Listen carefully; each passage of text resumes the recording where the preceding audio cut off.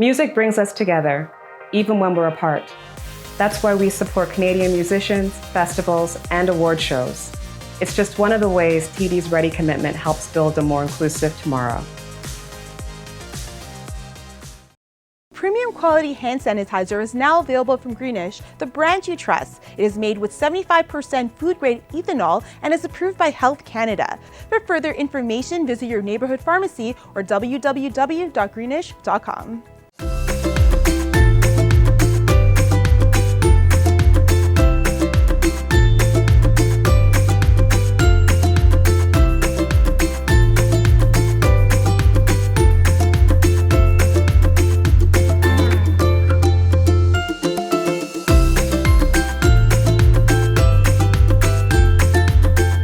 Hello everybody, welcome to TD Mosaic Noon Talks. We are celebrating the 15th anniversary of TD Mosaic Festival, a festival which is created and produced and presented by Canadian Community Arts Initiative, a non-for-profit organization registered in Canada, Ontario. We also present Rock the Coliseum Indie Music Festival. Don't forget to join us on 7th and 8th of August for a wonderful music-filled evenings when we celebrate 15th anniversary of Rock the Coliseum as well. And we also present and produce MISAF, the film festival, which will take place this year in November. However, we are coming up with COSAF, which is the largest conglomerate of films and film festival in North America, and MISAF is going to be a part of it. Arshad Khan is programming and doing a lot of stuff to make sure that we get to see the best cinema even in these trying and troubling times. So please do not forget to check out our website and get all the information, be updated with what kind of movies are coming, what kind of interviews you'll get to see, and everything will be there for you to engage yourself in with because so many things are live. So before we start with our guest today for the noon talks, I have to recognize that we are sitting on the lands of native Anishinaabe. These are their ancestral lands. And we are going to talk to our guest more about these, about land acknowledgements. And this is also the land of people of New Credits and Mississauga. So today I'm really pleased, very happy, very honored to present to you and talk to my dear friend, David Maracle. Hi, David. Hi, Asma. David R. Maracle is a Mohawk artist, and he will tell us more about his territory, where he lives, where he comes from. I have known David for a long time. David was also a participant of our project called, it was called, I can't remember it right now. It just flew out of my head, but it's cross-pollination. And this project enabled us to send David to Pakistan for an artist residency and for a lecture on indigenous art practices at the Beacon House National University. So we are going to talk about that, and we are going to talk about the appointment of the first native activist and broadcaster to the chair of Canada Council, which is a very exciting deal for all of us. And so let's start. Before we go there, I have to thank all the sponsors like TD Bank, who've been incredible in supporting our efforts. Also, Greenwich Health Products. We're also very grateful to Laziz Shawarma for their sponsorship. And thank you very much to City of Mississauga, Culture Division, Canada Council for Arts, Ontario Arts Council, Factor Canada, Heritage Canada, Province of Ontario for their generous support with Celebrate Ontario. So with all these thanks, let's turn to my guest, David R. Maracle. David, how have you been? How's everything with you? And how is your territory doing?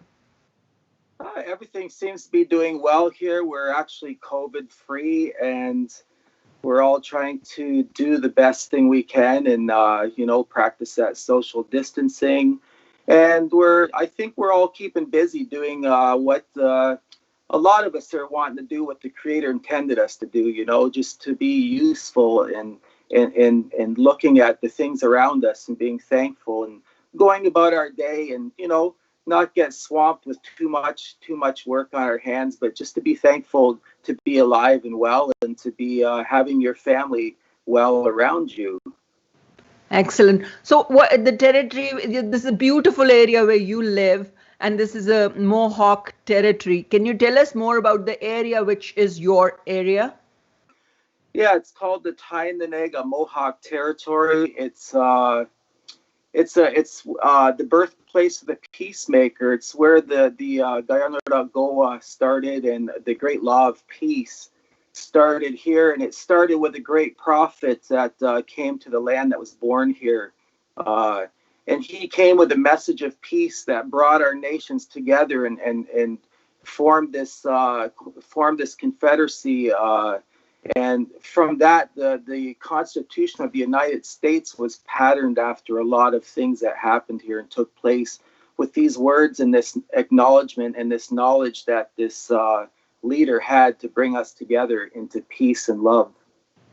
How amazing! And what would be the time period for such a thing to happen? What was the time period approximately? Approximately, I would say it was in the 1800s, and it was a time where a lot of our people were bickering and warring together. But when he came, there was another nation there that was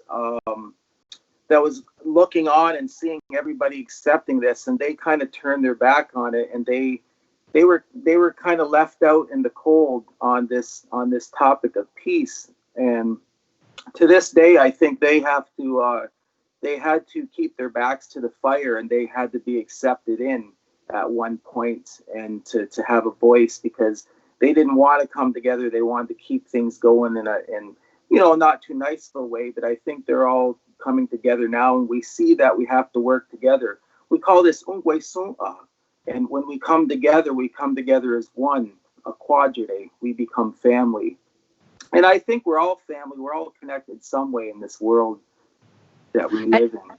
And do you realize that after War of 1812, when the Confederation was born and everything, do you feel that it all the time it took for indigenous people to come together, then go through those schools and everything? It's been an uphill struggle. Now, where do you think your people were in that struggle? Did your people also end up in those schools, those residential schools and everything? Yes, a lot of our people did. In fact, my dad he was caught into that as well. My dad passed when he was 86, and I had the same school teachers my father had. So I kind of I kind of felt the remnants of what was going on in the day that when it started all happening back then, and I think there's a residue left over. They call it the residential residue that's been left over, and this is why a lot of our people have struggled with a lot of alcoholism and addictions and incarcerations, because they don't really know that lifestyle of not being able to be free. When you can't be free and learn and talk your own language and have your own opinions on life and your own family and how you want them to be raised, when people are dictating to you, it makes it very difficult, and it doesn't allow our men and women, the family members, the older ones, to guide our paths, because they're being guided in bad directions, different directions, and they were intended to be directed by Sungwe Adiso, the Great Spirit. So much of the traditions, indigenous traditions in North Americas and even in South America are totally oral traditions in terms of stories and songs and all, and that is the reason why it becomes so important to be mindful of the elders of the community, and they're being protected and they're being cherished in your communities. So the storytelling part, and how did you learn your stories? What were the forces that came together to put you into the place where you became the storyteller for your tribes, where you became the artist and the healer?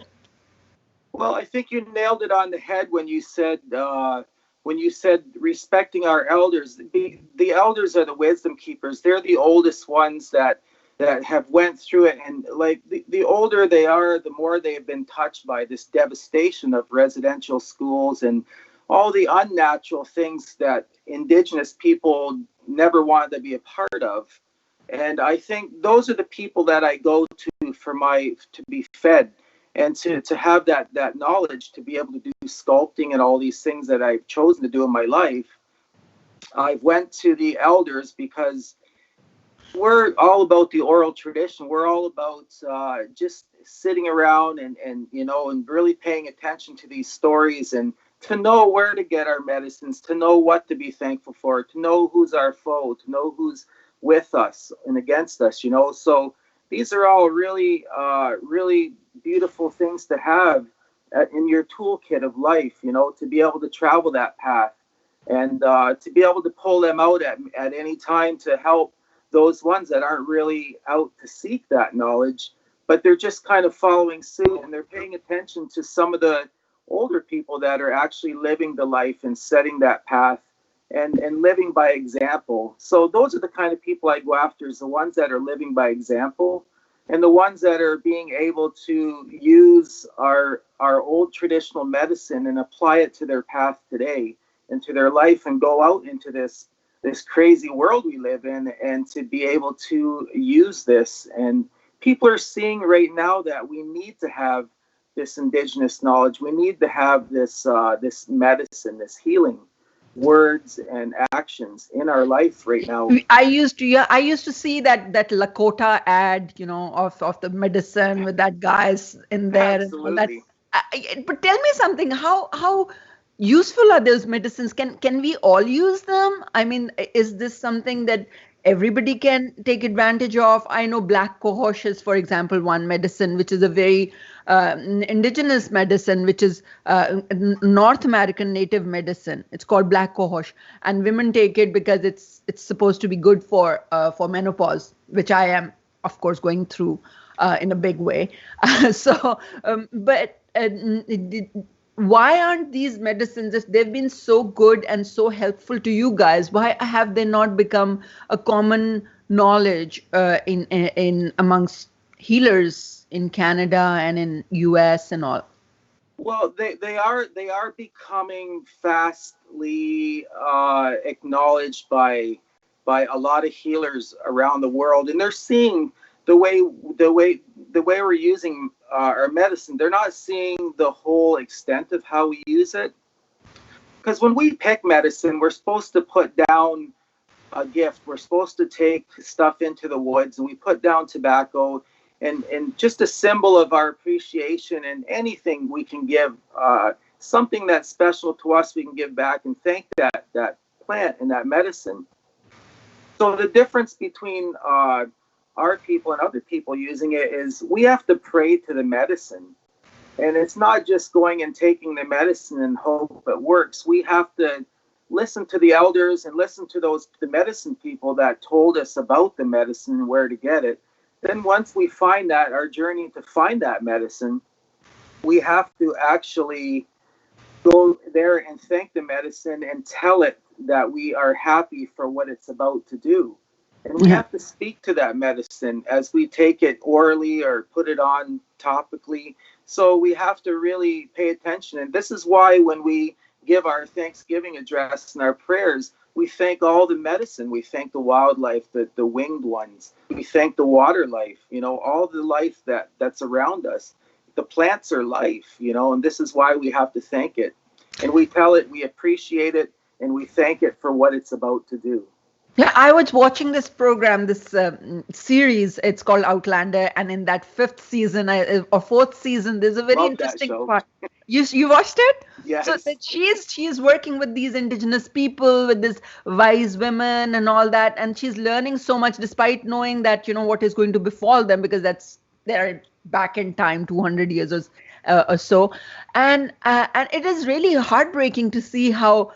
And the understanding of what these people were or how they were was being developed, a narrative that was being developed. And I think people, people from South Asia also have gone through that narrative, where people would be called, savages, especially people who wanted to stick to their own traditions and all, and wanted to keep their own identity. So we see that in other parts of the world as well. But I think the tragedy of North America is that you never got rid of people who came here. In Pakistan or India, we got rid of British. We got rid of a lot of people who came but the tragedy here was you were not able to do. Now, tell me something. What happens? What would you like to see ideally to change things around, to make sure that your ancient wisdom is not lost, and people learn to appreciate what it means to be indigenous person, a native person, and to make sure that people like us who are new immigrants, who don't understand what it means to be a native of North America, we think of them as, I'm sorry to use the word, red Indians. That's what we knew. And they were on the horses, and they had these nice brown chests, and they were going there with tomahawk and all that. Why? That was the image that we were given. When we come here, we see, there are people like yourself, people like my other friends who are native or who have native ancestry somewhere around, and they're normal people, and they live like normal people. But what is it that you would like to tell us, the new immigrants or the immigrants from other parts of the world? All of us are immigrants here in Canada, but how would you like us to see these communities? Well, that's a question that we get talked to a lot about and asked these questions a lot, and it is about knowing the land. It's about knowing where you are, where your ancestors came from, and digging deep into that knowledge and that respect for the land, our mother. Because Creator, when Creator brought forth mankind and he placed them all over the earth. And I really do, we can come back to that medicine wheel. It is red, yellow, black, and white. So there's all those nations of the world, and they belong to that certain color sector. Our people are big into artistic ways, into like petroglyphs and the way we design things. We told stories with our artwork.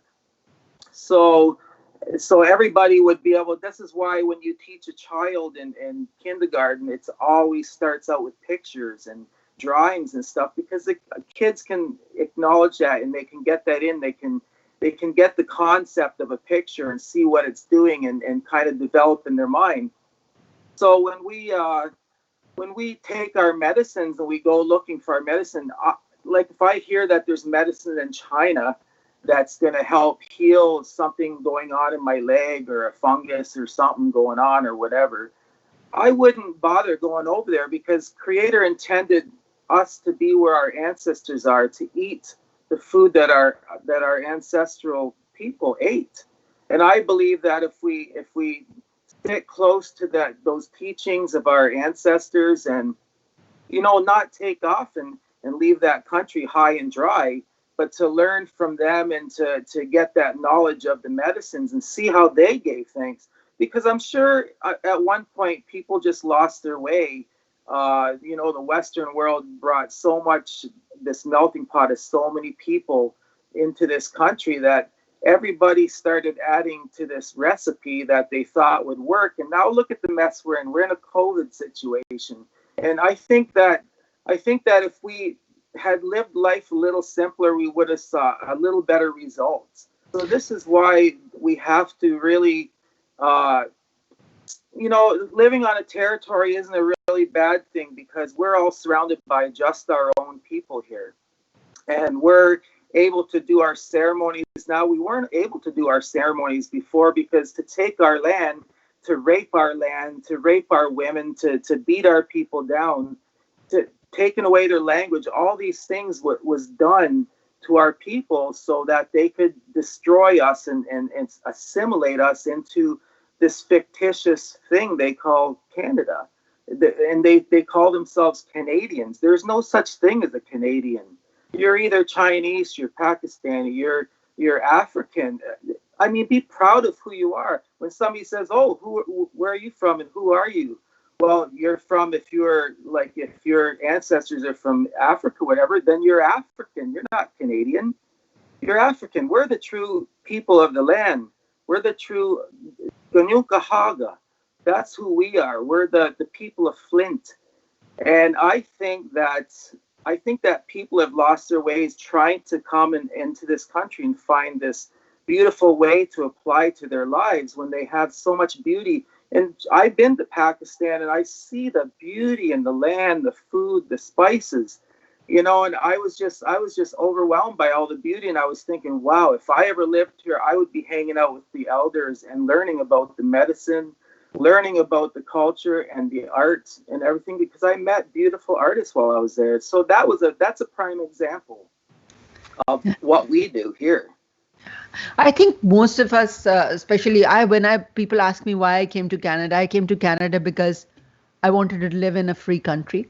I wanted to live in a country where I could speak my mind and I could do things that I wanted to do.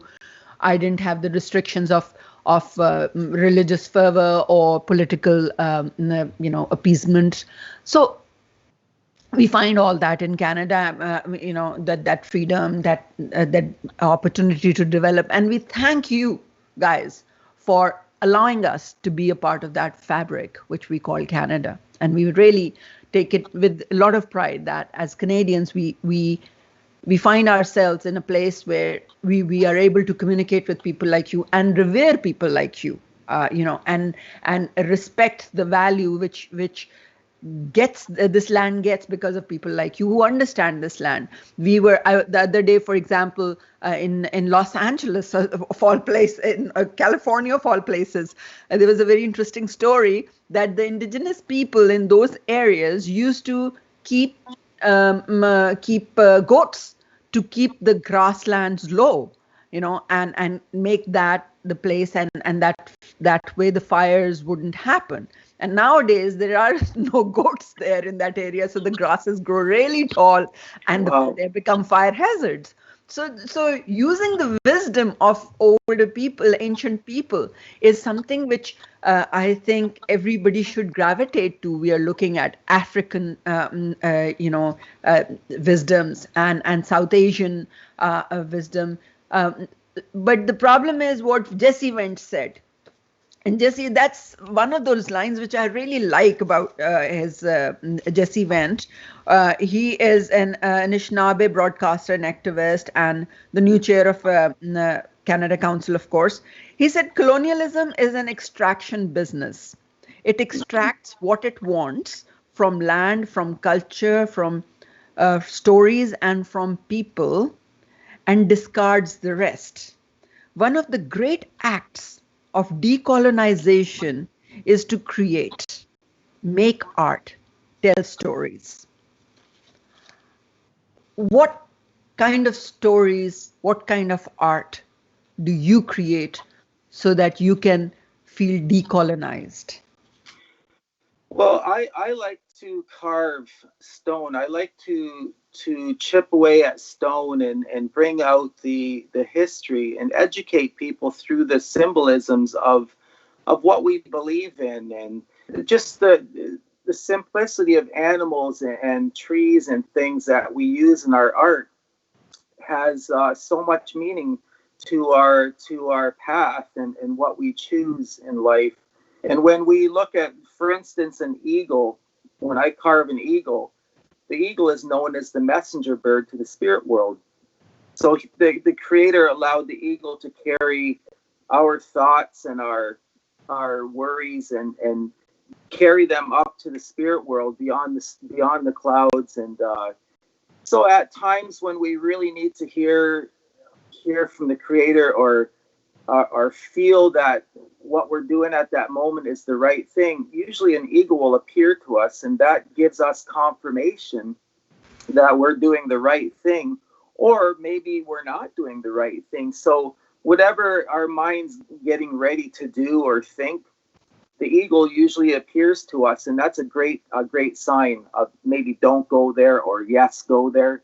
So we look to those things, and it's the simplicities that we fail to see anymore in the world and in life.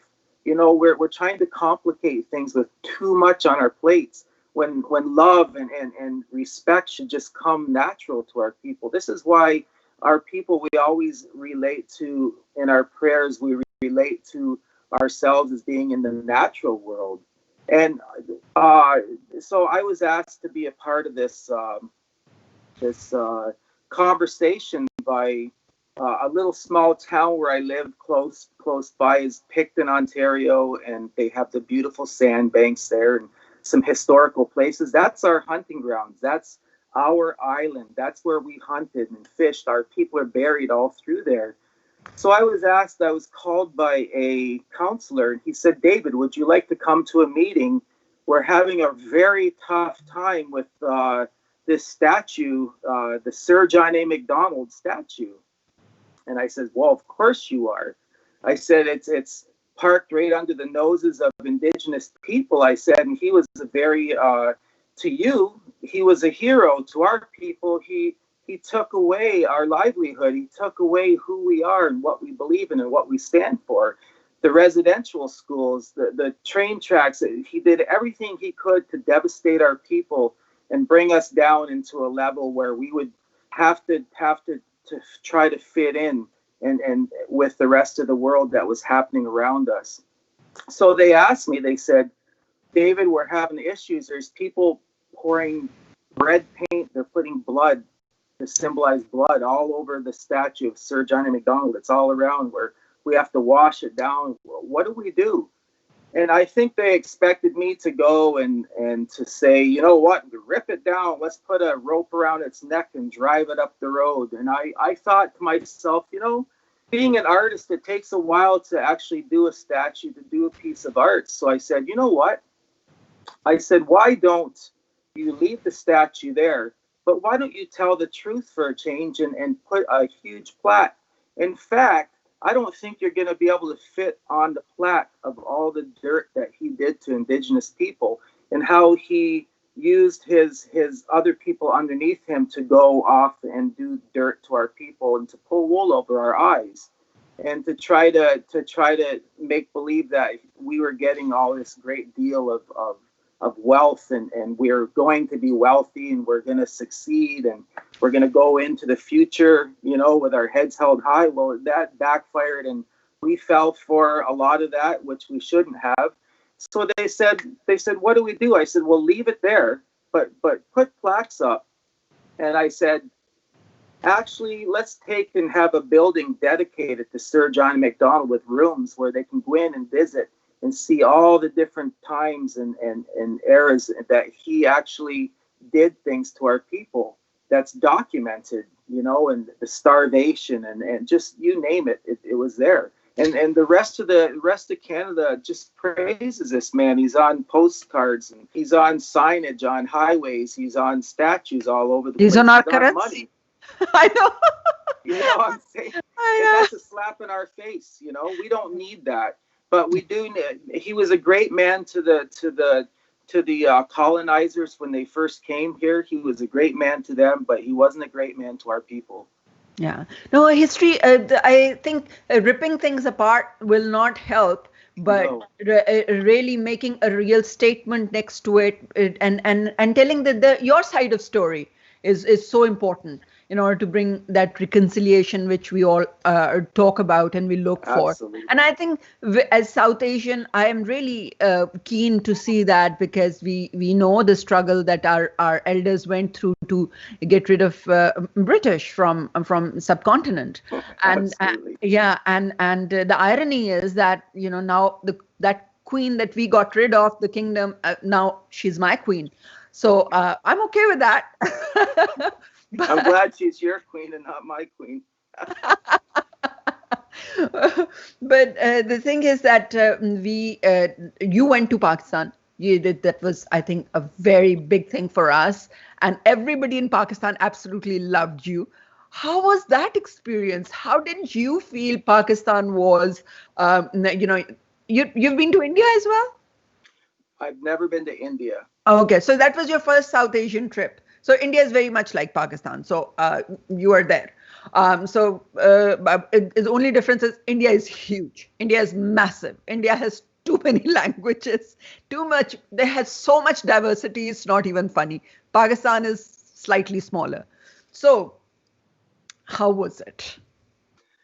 It was fabulous. From the only thing that was kind of questionable was that flight going over there. Woo, that was a long flight.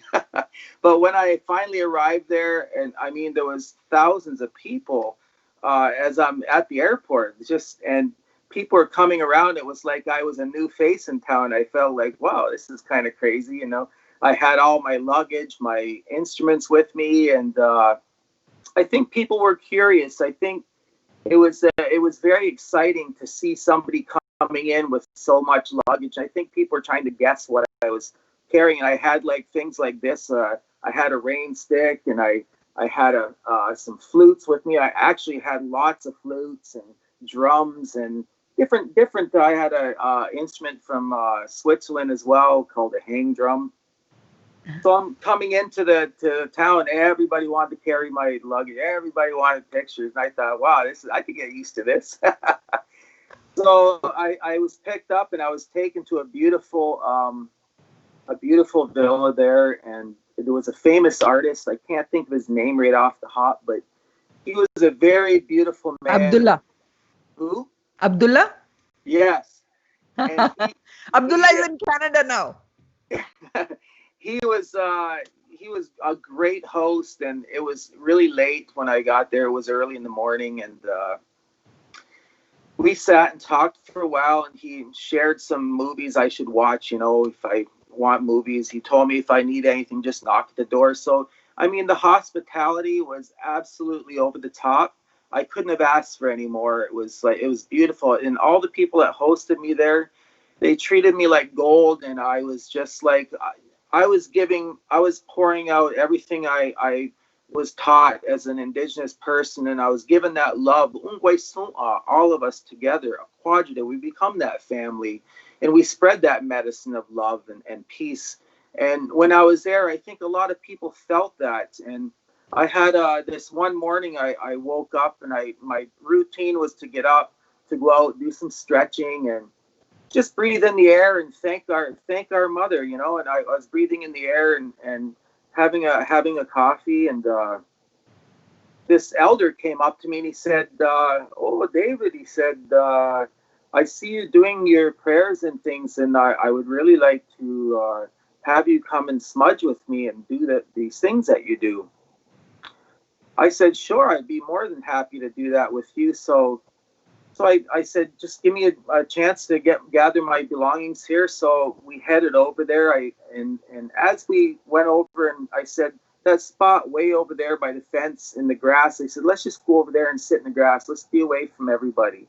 And as we were walking over there, these little kids on the outside of this fence, they were looking in, and they were looking in the cracks. And I said, you know what? I said, it would be wrong if I was to just waste my breath with just one person right now. I said, because we can bless more people. I said, those little kids, and he looked over there, he's like, oh, all right, if that's what you want. I said, yeah, absolutely, that's what I want.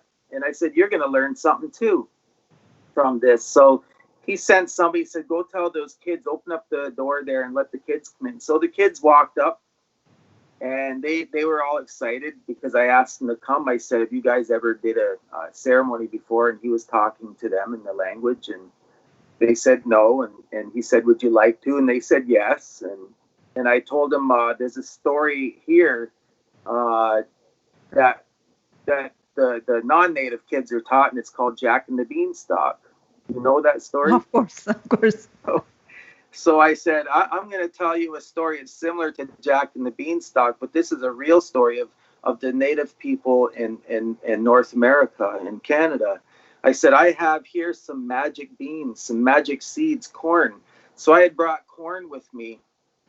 And I said, I want you to all take this, and I want you to hold it and just hold it and tell it you love it. And the kids were like, they didn't know really what to do, but the older guy, hopefully he will take that and keep that going there, that culture and that tradition I allowed them to have of my ancestors. Mm. So they held that, and then we prayed with the smoke and all, and the whole thing, and we did the smudge, which I'd like to do with you guys today if I could. Absolutely. This is your program. You can do whatever you want. We always love it when you honor our stage with your presence, with smudge and all, and it's always a blessing. So as I was doing the ceremony, I finished, and I told the elder, I said, you know, you need to tell these kids that when an elder comes to do something, when a teacher comes to do something, it's not done for free. And if you allow yourself to take things for free from people, from the land, it's not as valuable as when you give back. And when you give back to somebody that gives you something, my dad always told me, he said, David, he said, when somebody gives you a gift, I want you to turn around and give twice back if you can. He said, because there's nothing wrong with giving back a little better than what they gave you. And always try to do that, because you're not always going to be able to do that. But if you can do that, because you're going to be blessing that person, and you're going to be showing them what kind of a stock you come from, what kind of a family you had, what elders that you talked to. And they're going to start seeking our people and seeing, wow, he got taught by some pretty powerful people because he knows the laws of the land.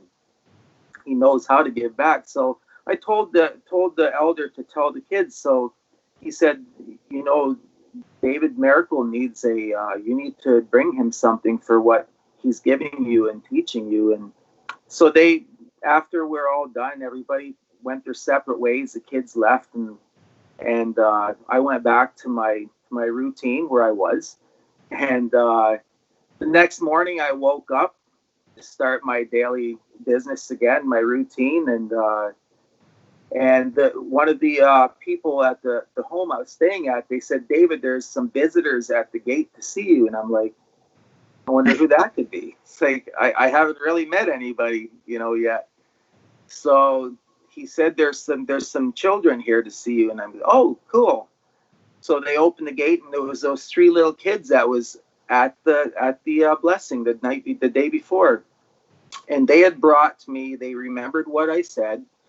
And they were not, these kids didn't have much in their life. They were very, what would I say? They didn't really have a lot in their life. Children of the workers around. You were at Pirzada residence, yes? Yeah, so they went home, and I could see where their house was out in the field. And they had went home, they'd left, and they came back in the morning, and they brought me fresh buffalo cheese and milk in containers, and they said, this is for you. And they said they want to thank you for sharing what you shared yesterday with them. And that really touched my heart. And from that day forward in Pakistan, for the month I was there, it was just like everything started to work, and the words were coming into my mind. It was like all of us were together on things, and I could feel it working. I could feel what Creator wanted me to say. And I'm meeting a lot of people now that they're continuing to talk with me, and they're continuing to contact me and talk to me about things and what had happened then. And even the SOS school, they keep me up to date on things. And I would like to really do Skype work with the school there and get our children involved, the Mohawk children here with the children there in Pakistan. So it was just a daily thing where I was just being asked a lot of questions, and it felt really good, and it felt good in my spirit. And in fact, I want to share a little one thing I talked about when I was there was I showed him the eagle feather. Simplicity in our life is the greatest gift, and you know, sometimes simplicity in one person's life, it's very complicated in another person's life because they're trying to remember, they're trying to see how we do these things and how creator blesses us, and they want to be blessed. And but you have to be genuine when you do our medicines. You have to have that good mind, you know, and I'll get nigura, that good mind that looks over us. So I want to share about the eagle feather, why we hold these, why they're so special to us. And the elders told me that when we come out of the womb, there's that little blood spot, and it's like the umbilical cord. So at the bottom of the feather, when it comes off the eagle, there's a little there's a little blood, a little flesh there, and that's like the connection between the bird and the feather. So when that's plucked, and that's like our life, when we come from our mother, and it's creamy at the bottom, like it's not white, like right there on the feather, it's creamy down here. So it's like when we come into the world for the first time, our eyes are they're open, but we're blurry. Things are still not open to see. So that smack and that first sign of life, that breath we take, and we bring that life into our body, and our eyes open up, and we start seeing the world for the first time. And that's when the brightness of the feather, where it's all white here, it starts to open up, and our eyes are starting to see now all the bright colors and the wind movements and all these things and the people around us. So we start on our little path here, and at the base of the feather, there's none on this one here, but there's usually a little bit of fluff, that dander there at the bottom, the down part of it, and that's the playful part of our life as children. That shows the fragility of our start, you know, and how we just want to be fun and have fun and go play, and as we travel this stem, it starts to narrow out, and we get up here and we're like 25, then we get up here, we're in our 50s. And so as the more we travel that stem, the more we travel that path, it starts to narrow, and our eyes start to go, we might need glasses. And now we're up here, we're 60, 70, 75, 80. We're starting to travel, and it's turning black, that path.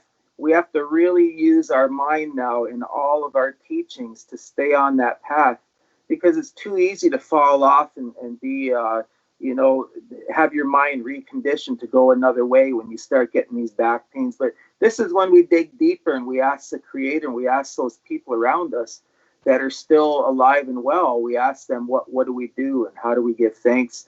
So when we get right up here, we're living on borrowed time. We're living over the life expectancy now, and we're in our 90s. But right at the tip of an eagle feather, there's a little hair, and that's the umbilical cord to the spirit world.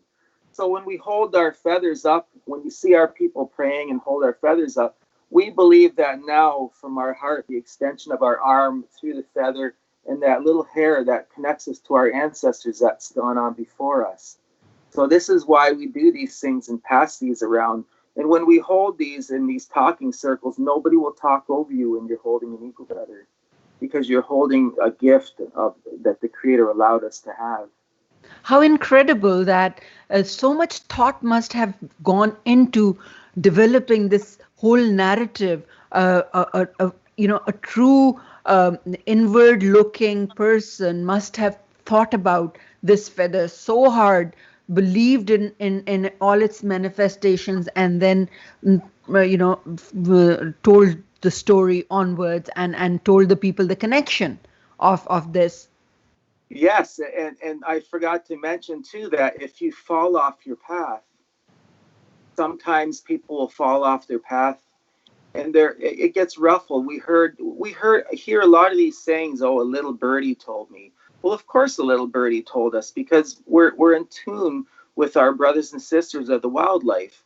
I mean, if there's a vulture, one of those birds flying around in the fields, we know there's maybe somebody was murdered there. Maybe there's a dead carcass, whatever. So they'll teach us, and they'll actually make somebody that's trying to hide something, maybe they'll make them responsible for that. So when we fall off our path and we find that if things aren't going our way, we have to get back on our path. But we take old Neganos, and we take our eldest brother, the sun, that heat, and we put those together, and then we start to work our feathers, and we start to pull ourselves back together, where our path starts to clean again.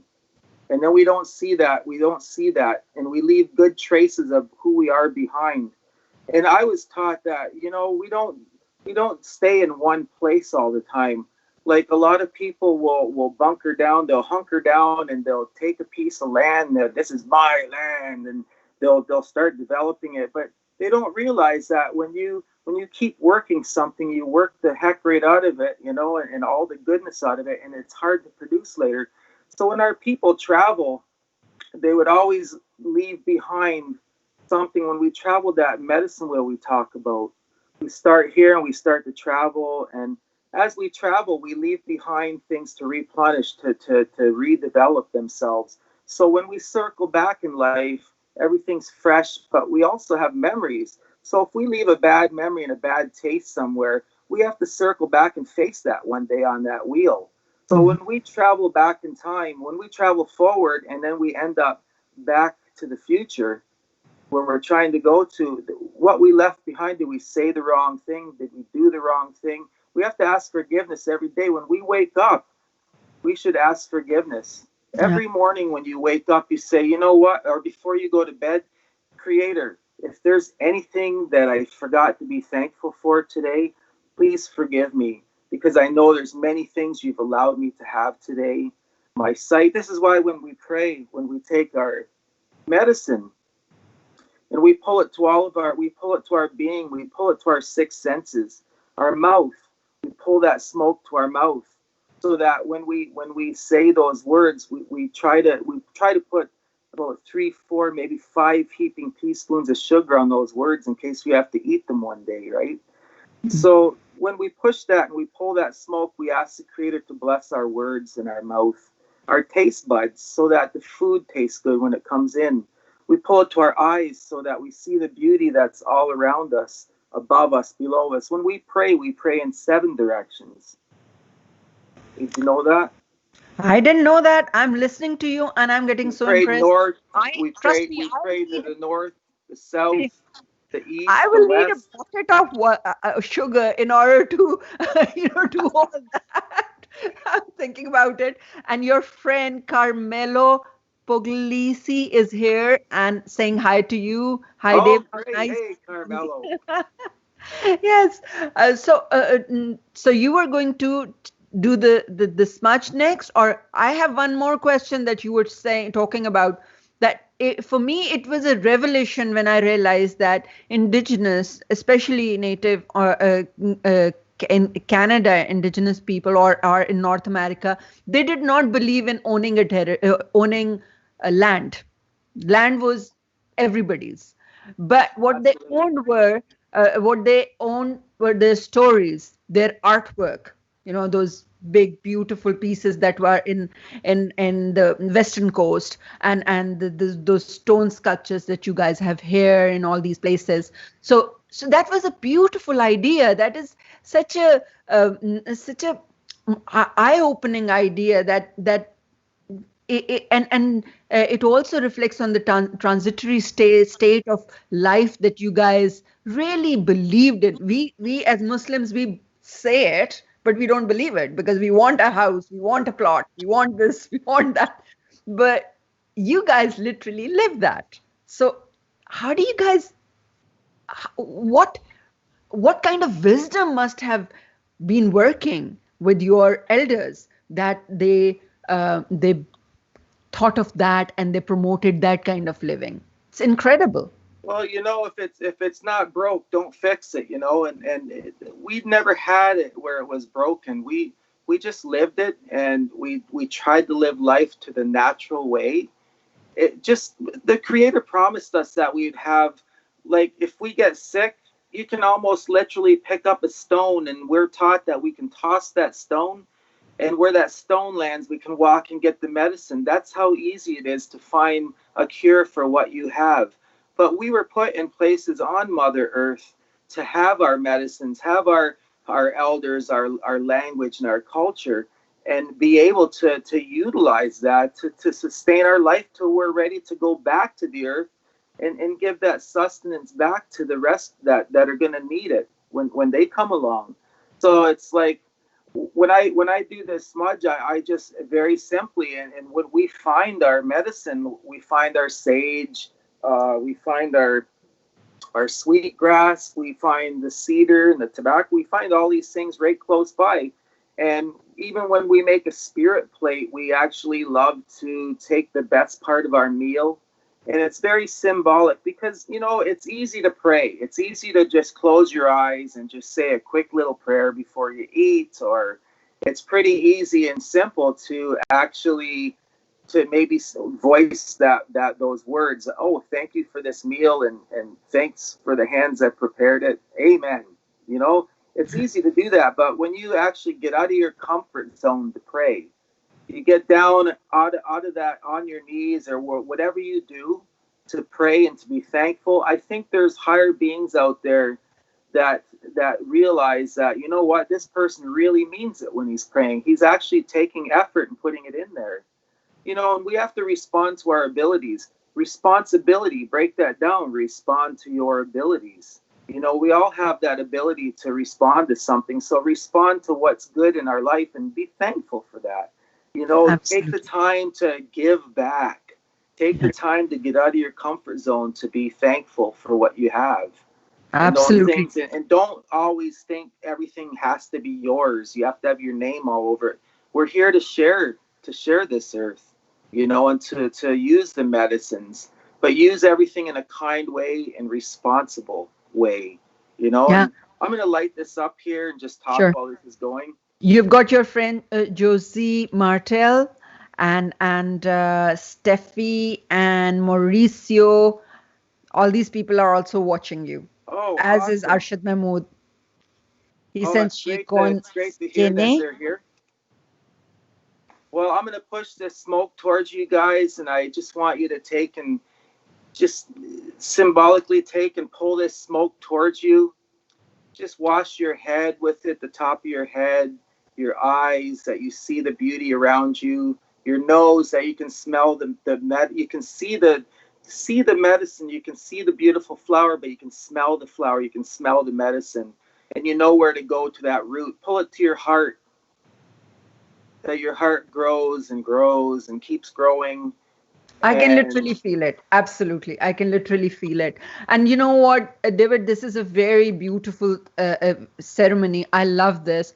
And we do have this tradition in South Asia as well, where especially in Hindu families, they do this and in the morning when they do the arti, and then they send the stuff. I think Shifali Ranjan can give me some more ideas about it, but this is one of the ancient ways of blessings, and it's amazing. It's really it kind of gives you a freedom of a sort, where because you are feeling something which is right there, and you're absorbing something which is right there from nature, and which really appeals to your heart and mind if you keep your heart and mind open.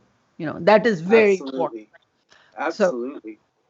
So David, we've been talking so much that I completely forgot that I needed to ask you to make some music for us as well. But before that, there were so many questions I had written for you, and we've been, we've been talking about it somewhere or the other. By the way, you are in a video by Shafkat Amanat Ali, which is a prayer video, and you are there playing the musical instrument. Have you seen the video? I'm not sure. Okay, it's very nice. I hope Kim will show it to you. It's a beautiful video. And I wanted to know a little more about your territory and no, before that, I needed to know how can we be more respectful, because I remember I love the indigenous jewelry, or I would like to wear a feather in my hair or thing like that. Where do you think the level of this thing becomes appropriation, cultural appropriation? It's a very problematic word for me, but I think of it as saying, we love your culture, or I'm honoring your culture, so I'm wearing this thing in my hair, or I'm trying to wear something. Um, uh, we are changing the names of football teams. The Redskins name has been changed and all. How do you feel about those things? Well, I think that, I mean, it's a huge topic of conversation. And I believe that, I think the reason why our people are so put out about this is that they know that what they see when they drive through native territories, and they see the you know, I guess the poverty, and they see all these things that's been put upon our people, and we've been forced off the prime locations of the land in Canada, where all the pristine waters and land are. And I mean, you go to the provincial parks where all the sands and beautiful beaches are. We've been forced out of all that where we used to go pray. I mean, I have many stories to tell you about confrontations I've had with the government because of going to those locations, and you have to pay like everybody else. Well, and then if you say, well, I'm indigenous, they say, well, you have to be doing a ceremony if you want to come in here for free. It's like wow. And they say, what kind of a ceremony are you going to be doing? And it's like, you know what? I don't have to describe a ceremony to you. Just being alive as a native person of this country, just being alive and well is ceremony enough that we're able to be with our family, which is ceremony. This is why our people have so many children, because we really believe in family. We really believe in growing together and having that love around us and sharing that knowledge and passing it on, and all being caretakers, because we have a mother to protect here. She's constantly giving to us. She's constantly giving the medicine.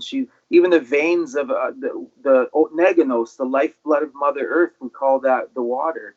They call that water. We call it Oneganos, the lifeblood. So when we drill down to wells, we drill into Mother Earth to get. We have to drill now. A long time ago, we could drink out of the rivers, lakes, and streams, but now they're polluted. So, I mean, we try to continue to give thanks for that. We have women water walkers that go around North America, and they bless the water, they scoop it, and they pray to it, they sing to it, because it's sacred. It's something. We are water. We're 89% water, the human beings. And, this is why when we tell water we love it, it cleans itself. When you talk to water, it's a living entity. Do you realize that so many people who came to Canada 200 years ago never had water in their own places? In Europe, you couldn't drink water. So the waters in North America were one of the biggest attraction that they had, that you could drink from any water source, which is tremendous, looking at things now. And you realize that, that is so true. But I'm always mindful of not being disrespectful to any symbolism. For example, there is a lovely artist, Sean Gray, and Sean made me a sari. She painted the whole, scene of the beginning of Earth, life, those turtles and the birds and all that on that sari, the story of the beginning. And I wore it with great pleasure till one day somebody said, this might be disrespectful, So I need to know, what is it that we shouldn't do, and what is it that we should do in order to, or tell us what we shouldn't do in order to. I don't think that people should use native culture, use eagle feathers and just feathers, and then go out and try to work it and fit in, and then try to give out wisdom that they don't have, or that indigenous knowledge. Just because you're wearing an eagle feather and maybe a dream catcher hanging in your car doesn't give you the right to go out and start giving advice to people. Okay. So Don't be a gray owl. pardon me. Don't be a gray owl. Yeah. Yeah, don't be a gray owl. So yeah, absolutely. So you know what? And the teams, getting back to the teams, they know that they're using the titles of Blackhawks and all these different things. Sure, they're great. They're great words, great warriors. I mean, who wouldn't want to be called that, being mighty and everything? But could they at least give back and say, let's do a scholarship for the youth. Let's give back. Let's put the youth, on a pedestal. We're using their name and we're telling how powerful they are, but yet they live in poverty and they can't even drink the water on their territories. It's totally destroyed. Like on most of the territories in Canada, there's it's bad water, and people are getting sick and sores and cancer from drinking the water. So I mean, and having teams making money off our names and our selling memorabilia and stuff with helmets and cups and t-shirts, and we're still living in poverty and trying to survive drinking bad water, and living in deplorable conditions.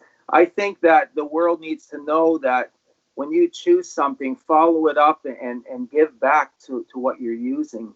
You can't just use somebody's car and expect to just run it without putting gas in it and oil and all these things. You got to pay. You got to give back. You can't just drive something and not give back. You can't just take things from our people and just drive it and then give it back when it's broke. It's like we want to be a part of the action too, and to be a part of greatness. We already know we're a part of greatness, but we're seeing the kids suffer and not having those things that our ancestors had, because of people distracting things from our culture, or digging in lands beside and allowing tailings ponds to go into our rivers, lakes, and streams, and it's contaminating our water supply. And that's the main thing. Without water, we're nobody. The world's done. I mean, try to travel up beyond the stars and the planets and find a planet and live without water. You're not going to do it. Yeah. And that's why I was told. Sorry, that's why I was told that we're water. When you tell water that you love it and you pray to it, it cleans itself. That's why when we tell other human beings that I love you, you're cleaning them from the inside out. That's so true. I was just going to say that this kind of wisdom, this kind of understanding that we need to develop. I was listening to Buffy St. Marie the other day, and I love that woman. It is so amazing that we've been listening to her for such a long time, such great big songs and everything, and we never realized that she is an indigenous artist, and the lines she's writing, the violence against indigenous women, and the activism that has come with the knowledge, more that we are learning about indigenous people of Canada, more we realize that the struggle is so real, and we want to be a part of that struggle. We want to help, because that means that we are becoming better people by doing that. Absolutely. Yeah. I love talking to you and to Kim, because there is so much that you guys impart on my heart, to my family, to our festival, to everything. But we have run out of time while just talking, and I have yet to listen to something that you're going to perform. So please, as a parting shot, let's have a treat from you where we can hear some music of yours for just a short second. I will just play you some flute, and I just want to just quickly mention that we rent cabins, and to me as an artist on the Tainanega Mohawk territory, on the cabin we have paintings of Sky Woman bringing the medicine from the sky. We have the three sisters on the back, and we have on the back of our build cabin, and on the other side we have the peacemaker that came and brought the great law of peace. So we try to continue to teach and educate everybody that comes into this country, and we get tourists from all over the world, from Pakistan, Yugoslavia, you name it, from the Middle East, everywhere. They're coming in and they want to come to the peacemaker's territory. So I'm going to leave you with a beautiful song. I wasn't going to do this song, but I think it's appropriate, and it's called Walking with the Elders. And I'm just going to play it off. And is this how we're going to end the show? Thank you so much, David. I'm so grateful to you, Megwetch. And there is so much more I need to learn from you guys. And I want my community to learn too. So please. Stages and I heard that my language, when I say huh, means yes. In my language, yes. Urdu. And yeah means no. Here you go, Walking with the Elders.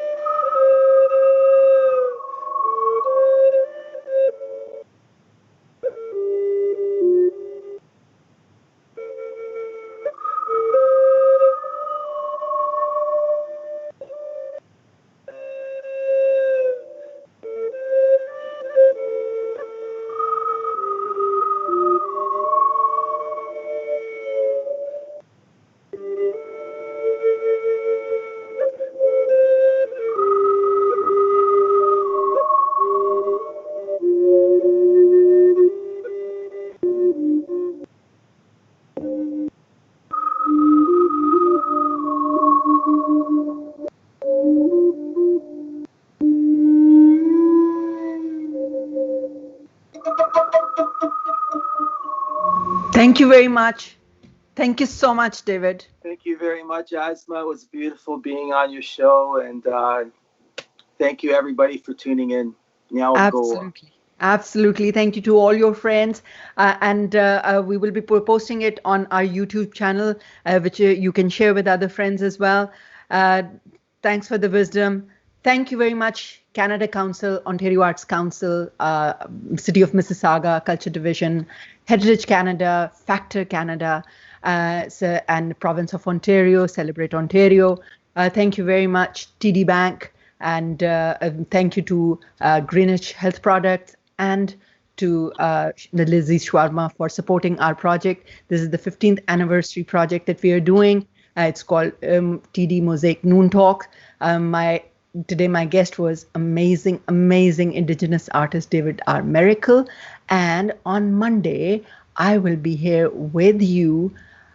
And my guest is all the way from Mumbai, the amazing Kailash Kher. So please don't forget to join me for TD Mosaic Noon Talks, Monday, noontime, Eastern Standard Time. Thank you. Ciao. Music brings us together, even when we're apart. That's why we support Canadian musicians, festivals, and award shows. It's just one of the ways TD's Ready commitment helps build a more inclusive tomorrow. Premium quality hand sanitizer is now available from Greenish, the brand you trust. It is made with 75% food-grade ethanol and is approved by Health Canada. For further information, visit your neighborhood pharmacy or www.greenish.com.